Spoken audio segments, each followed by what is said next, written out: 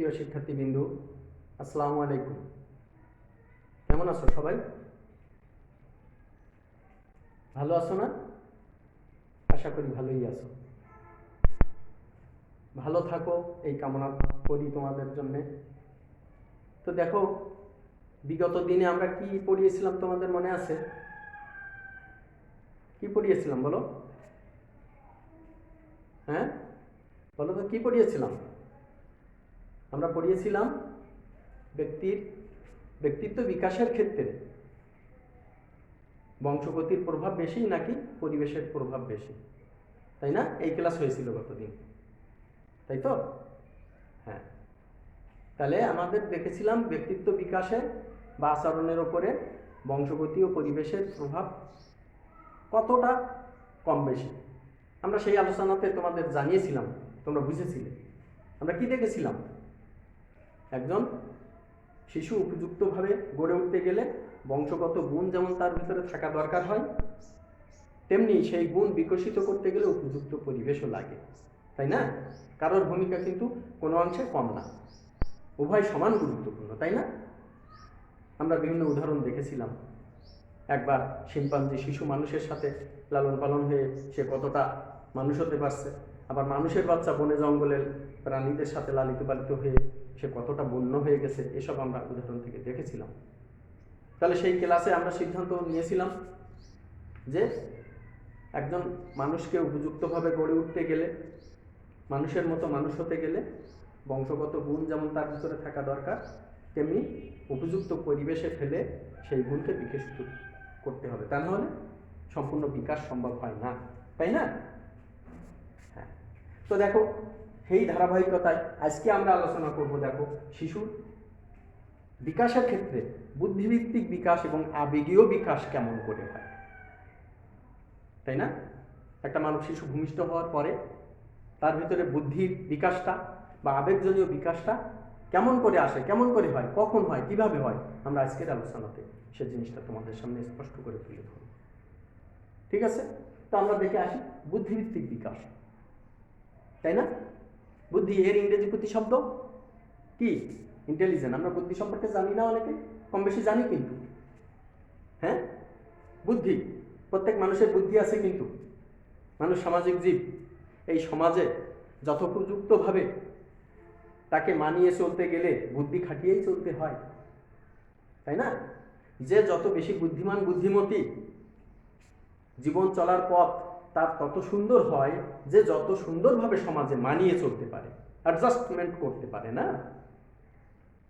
ঠিক কিনা বলো? তাই কিন্তু। তো আমরা বলছি বুদ্ধি হচ্ছে এমন এক ধরনের মানসিক শক্তি যা ব্যবহার করে আমরা কি করি? বিভিন্ন প্রতিকূল পরিবেশে নিজেদেরকে মানিয়ে নিই এবং বিভিন্ন বাধাকে আমরা অতিক্রম করি, তাই না? তো এই বুদ্ধির বিকাশটা একটা মানব শিশু যখন ভূমিষ্ঠ হওয়ার পরপরই তার ভিতরে কিন্তু বুদ্ধিজনিত কোনো গুণ বৈশিষ্ট্য দেখা যায় না।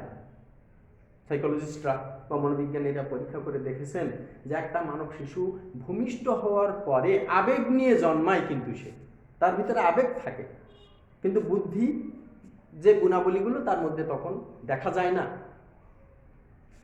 আমরা আজকে পড়াবো বুদ্ধিভিত্তিক এবং আবেগীয় বিকাশ। আবেগের কথা আমরা পরে আসছি, এখন আলোচনা করতেছি বুদ্ধিভিত্তিক বিকাশটা কেমন করে হয়। তো একটা মানব শিশু ভূমিষ্ঠ হওয়ার দিন থেকে আমরা আতুরকাল বলছি সেইটাকে, বা শৈশবের প্রাথমিক পর্যায়, প্রাক শৈশবকাল, জন্মের 2 সপ্তাহ থেকে 2 বছর পর্যন্ত এই সময়টাকে আমরা প্রাক শৈশবকাল বলতেছি। কি কাল? প্রাক শৈশবকাল। দেখো, প্রাক শৈশবকাল, প্রাক শৈশবকাল।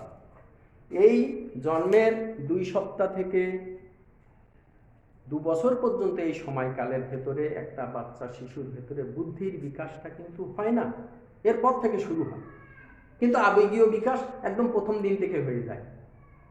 তো যাক, সেই প্রাক শৈশবকালে অর্থাৎ জন্মের 2 সপ্তাহ পর থেকে 2 বছর পর্যন্ত এই সময়কালে একটা মানব শিশু তার ভেতরে বুদ্ধিভিত্তিক ধারণাগুলো তেমন করে আসে না। এরপরে যখন শৈশবকাল শুরু হয়,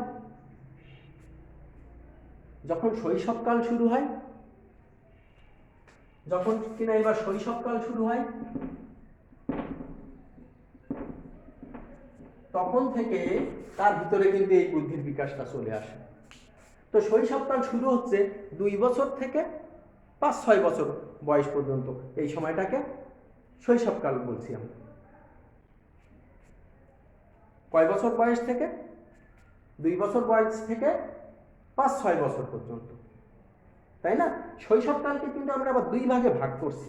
একটা হচ্ছে শৈশবের প্রথম পর্যায়, 1 নাম্বার হচ্ছে শৈশবের প্রথম পর্যায়, আর 2 নাম্বার হচ্ছে শৈশবের শেষ পর্যায়। শৈশবের শেষ পর্যায়, অনেকে এটাকে বাল্যকাল বলেছেন। বাল্যকাল। দেখো তাহলে শৈশবকালটাকে আমরা আবার কিন্তু 2 ভাগে ভাগ করতেছি। একটা হচ্ছে শৈশবের প্রথম পর্যায়, আর একটা হচ্ছে শৈশবের শেষ পর্যায়, যেটাকে অনেকে বলেছেন বাল্যকাল, বয়হুড। তো দেখো শৈশবের প্রথম পর্যায় শুরু হয় 2 বছর থেকে 5-6 বছর বয়স, এই পর্যায়ে। তখন শিশুর ভিতরে কিছুটা হলেও বুদ্ধি এই লক্ষণগুলো দেখা দেয়। কেমন? সেই সময় শিশু একজন মানুষ এবং অন্য বস্তুর ভিতরে কিছুটা হলেও বোধ তার জন্মে, পার্থক্য সে বুঝতে শেখে, নিজের অঙ্গ প্রত্যঙ্গের ভিতরকার কার্যবলী সে বুঝতে শেখে। বাচ্চার কাছে তখন জিজ্ঞেস করলে তোমার ডান হাত কোনটা, সে বলতে পারে, বাম হাত কোনটা, মাথা কোনটা, চুল কি বলতে পারে। এই ধারণাগুলো তখন তার জন্ম। তো এই পর্যায়কে শিশু মনোবিজ্ঞানী পিয়াজো বলেছেন যে pre operation system of thinking. Pre operation system of thinking অর্থাৎ চিন্তার পূর্ব পর্যায় বলে অভিহিত করেছে। এই সময় একটা মানব শিশু বিভিন্ন ছোটোখাটো চিন্তা তার ভিতরে আসে, তার নিজের অঙ্গ প্রত্যঙ্গ সম্পর্কে কিছুটা হলেও সে সজাগ হয়, তার কার্যবলী সম্পর্কে সে একটু একটু জানতে পারে। এটা হচ্ছে pre operation system of thinking, চিন্তার পূর্ব পর্যায়। তো আমরা সেই শৈশবের প্রথম পর্যায়ে আমরা একটা জিনিস দেখি যে একটা বাচ্চা শিশুর ভিতরে কোন ধরনের বুদ্ধিভিত্তিক জিনিসগুলো কাজ করে।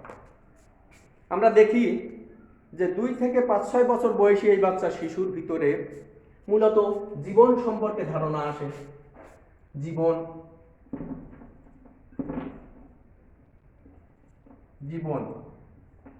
শিশু কিন্তু মনে করে যে তার যে খেলনা পুতুল থাকে না, সে প্রথমে কিন্তু মনে করে এই পুতুলগুলোও জীবন্ত, কিন্তু কিছুদিন গেলে সে আস্তে আস্তে বুঝে ফেলে যে জীবন্ত প্রাণী বা মানুষ আর পুতুলের ভিতরে পার্থক্য আছে। তারপরে আমরা বলি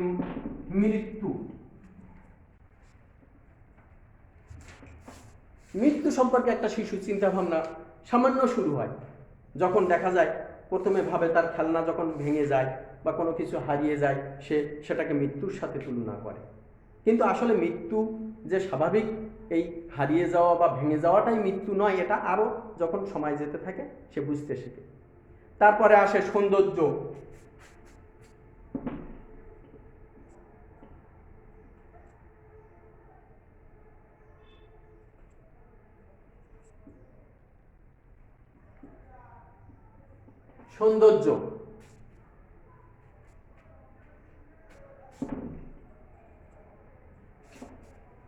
সৌন্দর্য এই বিষয়টা শিশুর মধ্যে বিকাশ লাভ করে। কেমন করে? দেখো যে কোনো ভালো কিছু জিনিস হলে শিশু খুশি হয়, আনন্দিত হয়।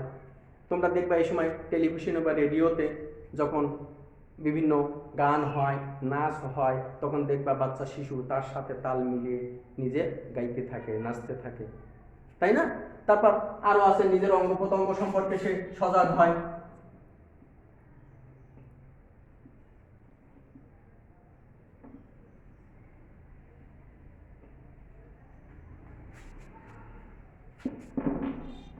কেমন হয় দেখো, এই সময় দেখা যায় সে ডাইন হাত বাম হাত, ডাইন হাতের কি কাজ, ডাইন হাত দিয়ে খাবার খেতে হয়, বাম হাত দিয়ে খেতে হয় না, তার মা বাবারা এটা শিক্ষা দেয়, তখন সে এসবগুলো সজাগ হয়। তারপরে হতে পারে লিঙ্গ সম্পর্কে সজাগ হয়,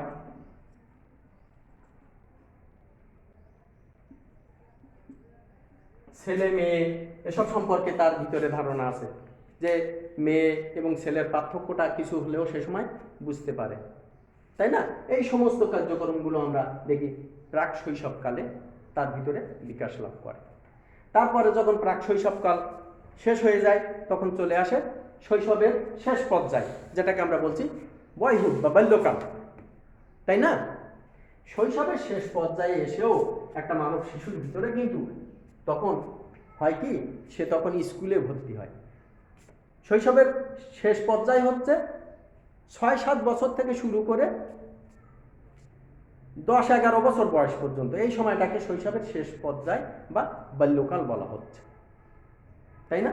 কত বছর বয়স থেকে বলো তো, কত বছর বয়স বললাম? শৈশবের শেষ পর্যায়ে 6-7 বছর বয়স থেকে শুরু হয় শৈশবের শেষ পর্যায়, আর এটা চলতে থাকে যৌবন বা যৌন প্রাপ্তির বা যৌন পরিপূর্ণতার আগ পর্যন্ত যে সময়, অর্থাৎ 10-12 বছর পর্যন্ত, এই স্টেজটাকে বলা হচ্ছে শৈশবের শেষ পর্যায় বা বাল্যকাল। এই সময় কিন্তু একটা বাচ্চা শিশু বিভিন্নভাবে সে কি বিভিন্ন শিক্ষা প্রতিষ্ঠানে ভর্তি হয়ে যায়, তাই না? ফলে শৈশবের প্রথম পর্যায়ে তার ভিতরে যে ভাষা ধারণাগুলো ছিল, স্কুলে বা বিদ্যালয়ে যে যখন সে লেখাপড়া শিখতে থাকে, ওই সব বিষয়গুলো বিভিন্ন বইপত্র ও শিক্ষকদের মাধ্যমে তার কাছে চলে আসে, আবার নতুন করে ওই ধারণাটা কিন্তু তখন ভিত্তি পেতে থাকে, স্থায়ী হতে থাকে। শিশু মনোবিজ্ঞানী পিয়াজো এই স্টেজটাকে বলেছেন কংক্রিট অপারেশন, অর্থাৎ আগের যে ভাষা বা অস্পষ্ট ধারণাগুলো এক্ষেত্রে এসে স্পষ্ট হয়ে যায় তার কাছে, তাই না? সে আগের মানেগুলোর সাথে এগুলোর মিল করতে চায়। এই ক্ষেত্রে এসে দেখা যায় যে তার আগের ওই যে জীবন, মৃত্যু, সৌন্দর্য, অঙ্গ প্রত্যঙ্গ বা বিভিন্ন রকমের সংখ্যা, পরকাল, তারপরে হচ্ছে গণনা, বিভিন্ন স্থান, এই সব ধারণাগুলো আরও স্পষ্ট হয়ে পরিপূর্ণতা পেতে থাকে। তো এই শৈশবের প্রথম পর্যায় এবং শেষ পর্যায়ের মাঝখানে কিন্তু এই জিনিসগুলো শিখতে যেয়ে তার ভিতরে কিছু বিপত্তি দেখা দেয়। 3 ধরনের বিপত্তি তার ভিতরে কাজ করে। প্রথম ক্ষেত্রে হয় কি, ভুল বোঝা। অনেক দেখা যায় শিশু কিন্তু অনেক পরিসরে সে মিশতে পারে না, ফলে সে যতটুকু না জানে বোঝে, সেটা যখন সে তার বাবা মা বা তার ভাই বোনদের কাছে উপস্থাপন করে, তখন সে নিজে যেভাবে বলতেছে ওইভাবে কিন্তু সে উপস্থাপন করতে পারে না, তার ভিতরকার জিনিসটা স্পষ্ট করে তুলে ধরতে পারে না। ফলে অনেক সময় এই জিনিসটা পিতামাতার সাথে তার একটা ভুল বোঝাবুঝি তৈরি হয়, তাই না?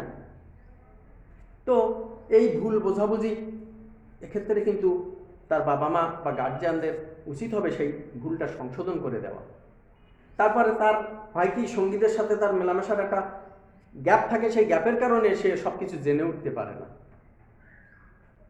তারপরে হয় কি, তার যে ধারণাগুলো থাকে, এই ধারণার সাথে একটা আবেগীয় সম্পর্ক থাকে। 3 নম্বর যে তোমার বিপত্তিটা, যে প্রত্যেকটা ধারণা থাকে তার সাথে কিন্তু একটা আবেগ জড়িত থাকে। এই আবেগীয় বিষয়টার সাথে ধারণার যে যদি মিল না হয়, তাহলে সেক্ষেত্রে কিন্তু তার ভিতরে এক ধরনের প্রতিক্রিয়া তৈরি হয়। অনেক সময় দেখা যায় যে যিশু খ্রিস্টের জন্মদিনে কেউ যদি বলে সান্তা ক্লজ বলে কেউ নাই, তাহলে কিন্তু ওই বাচ্চা শিশুদের উপরে বেশ একটা প্রভাব পড়ে, তাই না? তার ধারণা তো থাকে সান্তা ক্লজ বড়দিনে আসে, বাচ্চাদেরকে বিভিন্ন রকমের পুরস্কার দেয়, উপহার দেয়। তো যদি এই বিশ্বাস বা ধারণাকে কেউ উল্টোভাবে বলে, তার মনের উপরে কিন্তু বড় রকমের একটা প্রভাব পড়ে, তাই না? এমনকি সান্তা ক্লজ নিয়ে যদি কেউ আরও রকমের খারাপ কিছু বলে, যে সান্তা ক্লজ তাকে এইভাবে ধোঁকা দিছে বা আসলে ভিত্তিহীন, তাহলে কিন্তু সে মারাত্মক আকার ধারণ করে এগুলো। তো এই ধারণাগুলো যদি পিতামাতা বা তার বয়োজ্যেষ্ঠরা সংশোধন করে না দেয়, তাহলে এই ধারণাটা কিন্তু পরবর্তীতে বিশ্বাসে পরিণত হয়ে যায়। শক্ত ভিত্তির উপর নির্ভর করে ওই ধারণাটাই তখন তার বিশ্বাস হয়ে দাঁড়ায়। তো আমরা দেখলাম তাহলে যে একটা মানব শিশু ভূমিষ্ঠ হওয়ার পরপরই কিন্তু বুদ্ধিভিত্তিক কোনো গুণাবলী তার ভেতরে থাকে না, তাই না? তারপরে আস্তে আস্তে 2 বছর বয়স যখন তার হয়, শৈশবকাল শুরু হয়, ওই শৈশবকাল থেকে তার বুদ্ধির বিকাশগুলো শুরু হয়। তারপর আস্তে আস্তে আস্তে আস্তে বাড়তে বাড়তে 2 থেকে 5-6 বছরের স্টেজকে আমরা কি বললাম? শৈশবের প্রথম পর্যায়, তাই না? এই সময় আস্তে আস্তে বুদ্ধিভিত্তিক বিভিন্ন কার্যক্রম করে। তারপর শৈশবের শেষ পর্যায়ে বললাম কত বয়স? 5-6 বছর থেকে 10-11। এই শৈশবের শেষ পর্যায়কে আবার কি বলছে না অনেকে? বাল্যকাল। তো আমরা মোটামুটি দেখলাম বুদ্ধিভিত্তিক বিকাশগুলো কেমন করে হয়, তাই না? এবার দেখো আবেগীয় বিকাশটা কেমন করে হয়। আবেগীয় বিকাশ,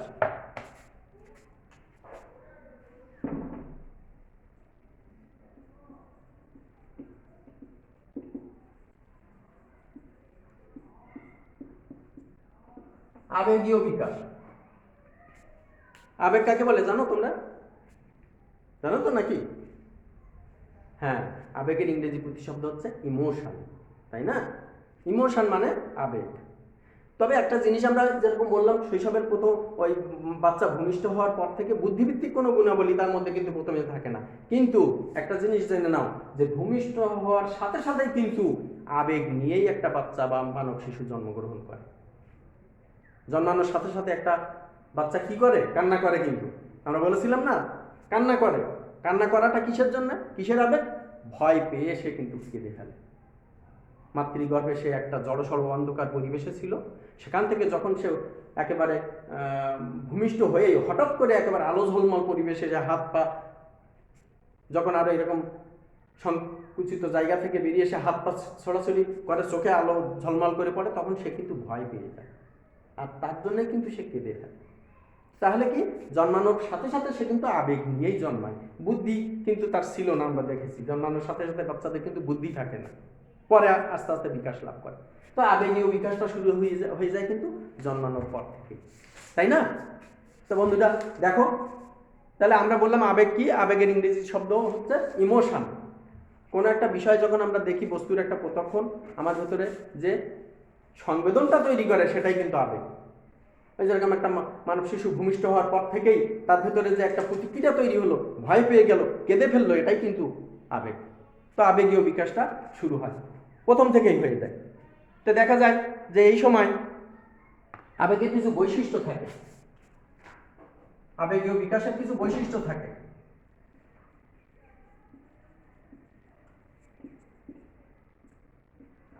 কেমন? এই যে বাচ্চা শিশু জন্মানোর পরে তার যে আবেগটা তৈরি হয়, এই আবেগের কিছু বৈশিষ্ট্য থাকে। 1 নম্বর বৈশিষ্ট্য হচ্ছে এই আবেগ ক্ষণস্থায়ী, তাই না? আমরা লিখলাম না, আবেগ থাকে ক্ষণস্থায়ী। ছোট্ট শিশুর আবেগ হয় কি? ক্ষণস্থায়ী হয়। অল্পক্ষণ কোন একটা জিনিস তার ভেতরে আবেগটা দেখা যায়, আবার একটুখান পরেই দেখা যায় সে কিন্তু সেটা ভুলে যায়, যে সে আবার স্বাভাবিক হয়ে যায়। তারপরে হয় কি? আবেগটা পরিবর্তনশীল। ছোট্ট শিশু এই দেখো হাসছে, এই দেখো কাঁদছে, আমরা দেখি না এরকম? দেখে থাকি কিন্তু তার হাসি কান্না বোঝা যায় না। তার মানে হঠাৎ করে সে রাগ করে, আবার সাথে সাথে ভুলে যায়, সাথে সাথে খুশি হয়ে যায়। রাগ করলেই সে রাগ করে কেঁদে ফেলে, আবার সাথে সাথে তাকে মন ভুলানো বিভিন্ন কথাবার্তায় বলবা, দেখবা সে সাথে সাথে ভুলে যাবে, যে আবার আনন্দে হই হই করে হো করে হাসছে। তাহলে তার আবেগটা কি হচ্ছে? পরিবর্তনশীল, তাই না? বলো। তারপরে এই ছোট্টবেলা যে আবেগ প্রকাশ হয়, এটা তীব্রভাবে প্রকাশিত হয়। এই যে রাগ করছে, ভীষণ রাগ করছে, রাগ করে একেবারে লাফালাফি করছে, লাফাই আছাড় খেয়ে মাটিতে পড়ছে, ধুলিতে গড়াগড়ি দিচ্ছে, পা বা হাত পা ছোড়াছুড়ি করছে, তাই না? বলো, এরকম হয় না? তো আবেগের বৈশিষ্ট্যগুলো কিন্তু এরকম হয়। তারপর আবেগের ভিন্নতা, এক একজনের ক্ষেত্রে কিন্তু এক এক রকমের আবেগ বা আবেগের এই ভিন্নতা দেখা যায়।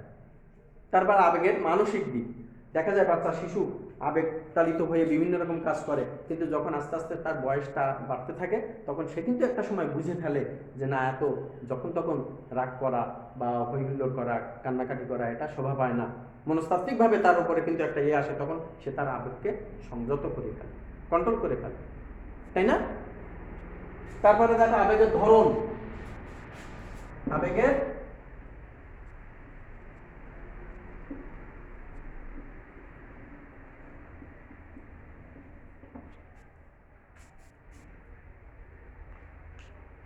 ভূমিষ্ঠ হওয়ার পরে আমরা তাহলে বলতেছি কি একটা শিশু কান্নার ভেতর দিয়ে তার কিন্তু আবেগটা প্রকাশ করে, তাই না? প্রাক শৈশবকাল আমরা যেটাকে বলতেছি, আতুরকাল থেকে শুরু করে 2 বছর পর্যন্ত, এই প্রাক শৈশবকালেও কিন্তু তার ভিতরে বিভিন্ন রকম আবেগ দেখা দেয়। এরপর আমরা শৈশবকালকে দেখেছি, বিগত কিছুক্ষণ আগে আমরা দেখলাম 2 ভাগে ভাগ করা হয়েছে। একটা হয়েছে শৈশবের প্রথম পর্যায়, আর একটা হচ্ছে শৈশবের শেষ পর্যায়। শৈশবের প্রথম পর্যায় হয়েছে 2 বছর থেকে 5-6 বছর পর্যন্ত, আর শৈশবের শেষ পর্যায় আমরা বলেছিলাম কত, 5-6 বছর থেকে যৌন পরিপক্কতার আগ পর্যন্ত, তাই না? তো এই শৈশবের প্রথম পর্যায়ে অর্থাৎ 2 থেকে 5-6 বছর বয়স পর্যন্ত, এই সময়ে শিশুর ভেতরে যে আবেগগুলো থাকে, দেখো থাকে, আমরা বলতেছি রাগ থাকে। সে সময় রাগ, এই সময় একটা বাচ্চা শিশু কিন্তু দেখবা হঠাৎ হঠাৎ রেগে যায়। রেগে গেলে সে কি কান্নাকাটি করে, ধুলোতে লুটিয়ে পড়ে, লাফালাফি করে, চিৎকার করে, তাই না? তারপরে থাকে ভয়, দেখো এখানে ভয় থাকে।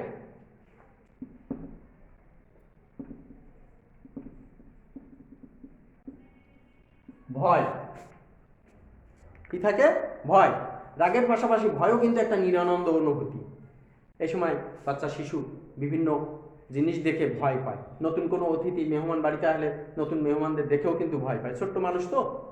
তারপর কোনো প্রাণী দেখলে ভয় পায়, টেলিভিশনে বিভিন্ন কার্টুন, খারাপ রকমের কার্টুন দেখলে, আমরা ভীতিকর কার্টুন আছে না টেলিভিশনে দেখলে ভয় পায়, কিন্তু এই অনুভূতি তখন কিন্তু থাকে। তারপরে থাকে কৌতূহল।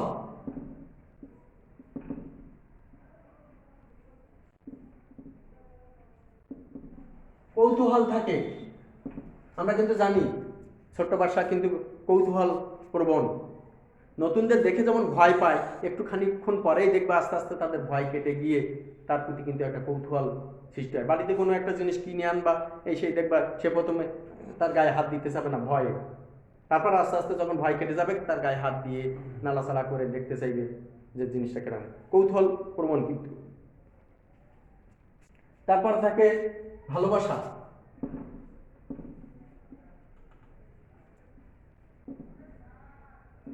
ভালোবাসা, ছোট্ট শিশু কিন্তু তার ভিতরে ভালোবাসা বলে এই আবেগজনিত লক্ষণটা দেখা যায়। কি হয়, ছোট্ট একটা বাচ্চাকে যখন তুমি আদর করে দিবা, তখন দেখবা সেও প্রতিক্রিয়া করে তোমাকে আদর করে দেবে, তাই না? এরকম হয় না? তাকে মজার কিছু খেলনা দিবা, সেও তোমাকে আপু বলে বা ভাইয়া বলে জড়িয়ে ধরে চুমু খেয়ে তার আদরটা প্রকাশ করবে। তাকে তুমি যেরকম করে যত্ন করবা, সেও তোমাকে জড়িয়ে ধরে সেই বিষয়টা কিন্তু দেখাবে, ভালোবাসা। তারপরে হচ্ছে আনন্দ।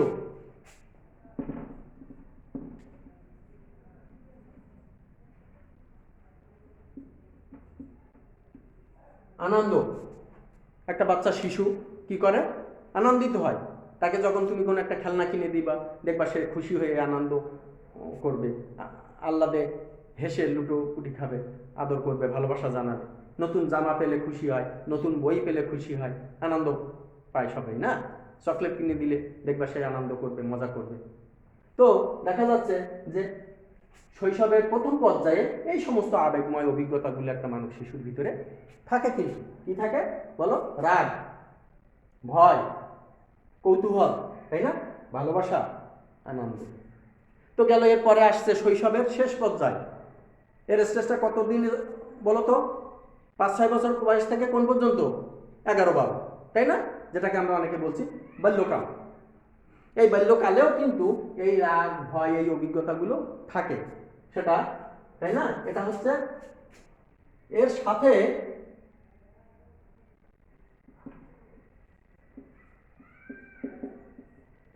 বাল্যকালে ওই অনুভবগুলোর সাথে থাকে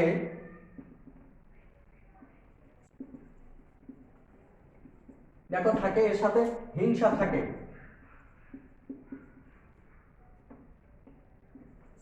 ঈর্ষা থাকে,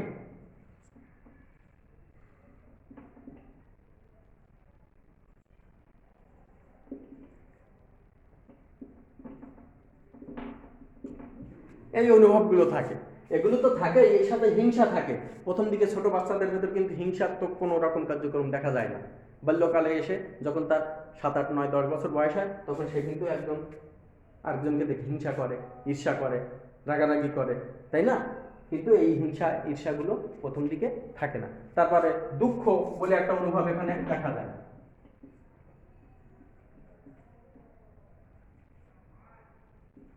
দুঃখ এটা কিন্তু প্রথম দিকে অতটা থাকে না।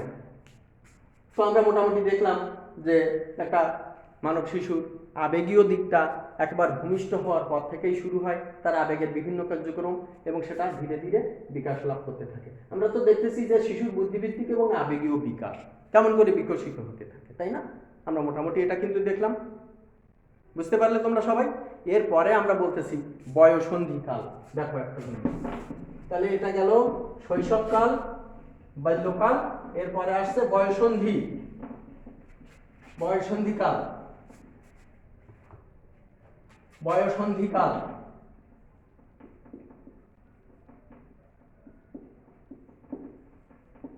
বয়ঃসন্ধিকালের এই সময়টা দেখো কত দূর পর্যন্ত বিস্তৃত।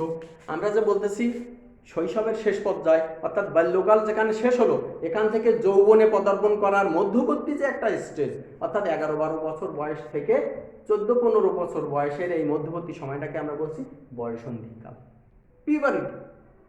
এটা একটা কিন্তু গুরুত্বপূর্ণ সময় একটা মানব শিশুর জন্য অথবা একটা মেয়ে শিশুর জন্য, কারণ তার সমস্ত বুদ্ধিভিত্তিক বিকাশ, আবেগীয় বিকাশ, এসবগুলো হওয়ার পরবর্তীতে এসে এই স্টেজে এসে বা এই সময়ে এসে কিন্তু তার শারীরিক নানান রকমের পরিবর্তন সূচিত হয়, সেই সাথে সাথে মানসিক পরিবর্তনও।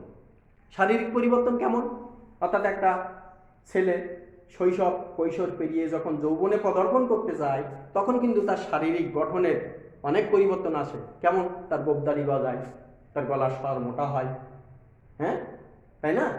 তারপরে আরো অনেক জিনিসগুলো পরিবর্তন আমরা দেখে থাকি। ঠিক এই শারীরিক পরিবর্তন, এই সাথে যে মানসিক পরিবর্তন তার মধ্যে সূচিত হয়, এটা কিন্তু তার জীবনের জন্য একটা মানে বড় রকমের ধাক্কা, এই বয়ঃসন্ধিকাল। একই রকম ভাবে মেয়েদের ক্ষেত্রেও কিন্তু ঠিক এই বয়সে, অর্থাৎ শৈশবের শেষ পর্যায়ে অর্থাৎ বাল্যকালের পর থেকে যৌবনে পদার্পণ করার মধ্যবর্তী যে সময় অর্থাৎ বয়ঃসন্ধিকাল, এই সময়ে কিন্তু তার ভিতরেও নানান পরিবর্তন পরিলক্ষিত হয়।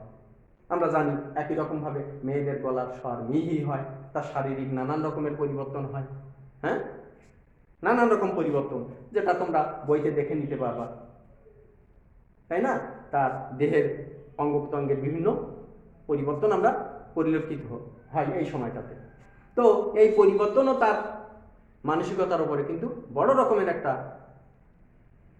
বাধা বা ধাক্কা দিয়ে যায়। তো যাই হোক, আমরা পরিশেষে এসে দেখলাম যে আবেগীয় বিকাশটা এবং বুদ্ধিভিত্তিক বিকাশটা একটা সন্তান ভূমিষ্ঠ হওয়ার পর থেকে শৈশব, কৈশোর, বাল্যকাল বা বয়ঃসন্ধিকালে কিভাবে বিকশিত হয়, আমরা এটা স্পষ্টভাবে তোমাদের কাছে তুলে ধরলাম। তোমরা আরও বিস্তারিত এই জিনিসটা বই পড়লে জানতে পারবা। তো এর পরবর্তীতে ক্লাস আমরা যেদিন যখন নেব, সেই পর্যন্ত তোমরা সবাই ভালো থাকো, সুস্থ থাকো। সবাইকে ধন্যবাদ।